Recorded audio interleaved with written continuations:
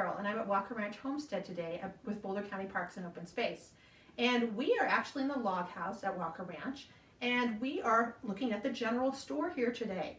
And now, you might wonder, why is there a general store on a ranch, and why is it in a log house? Well, it's actually very appropriate because one of the first buildings that was on this homestead by settlers was the log house, and it actually did serve as a general store for the miners that were in this area. And so we're kind of going way back to the Walker Ranch roots before it was even known as Walker Ranch, when a general store was in this log house. So what was a general store like? Why did people have them, and what did they do there?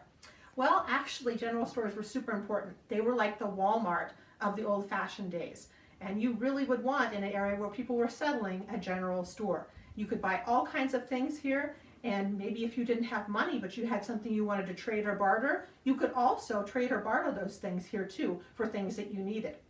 Something very important to think about when you go to the store today and when you went to the general store was things that you would want versus things that you need. And so something you might want, let's see here, what do we have here?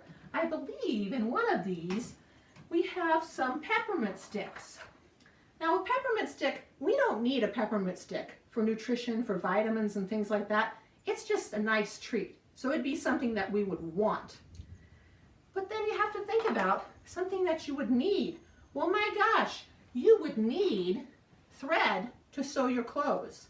And so you need thread, but you want that peppermint stick. So when you go shopping, you would need to think about what you had money for and what you'd need versus what you'd want. And that's still super important today. So this general store is just kind of a sample of what kinds of things general stores in the old-fashioned days might have. So we've got some milk, we've got some flour, we've got some baking soda, spoons, clothespins, thread, all kinds of things. Seashells, something kind of pretty to decorate your house. Again, something you'd want. Eggs and flour, something you would need to eat if you didn't have chickens or you didn't grow your own wheat. We've got material so that you could make your own clothes. And a lot of times when we have the general store here at Walker Ranch, we also try to research what kind of prices things were in the old-fashioned days. So you might see the price tags on some of these, and they look super cheap, and it looks super awesome if you were going to go shopping nowadays. But you had to remember, back in the old-fashioned days, maybe all the money you would make for the week would be $1 or $2 a week. So you would really have to think about how much you wanted to spend and how much you could spend on each one of these things. So the prices really compared to prices of today, just at different amounts. And let's see here, we've got our money box, so we've got some pretend Walker Ranch coins, and we have got brown paper. Now, what would you have brown paper for in a store? Now, we know nowadays usually we get paper or plastic bags, or we might even bring cloth bags of our own to the store to take our goods home.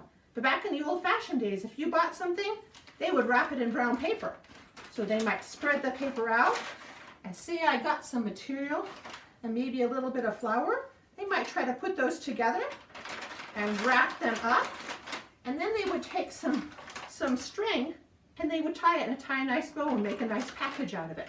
So if you were going to give it as a gift, that'd be great, it'd be ready to go. But even to just take it home neatly so things didn't scatter everywhere in your wagon, then that would be pretty cool as well. If someone was going to come shopping with me, they might bring a basket like this to do their shopping in.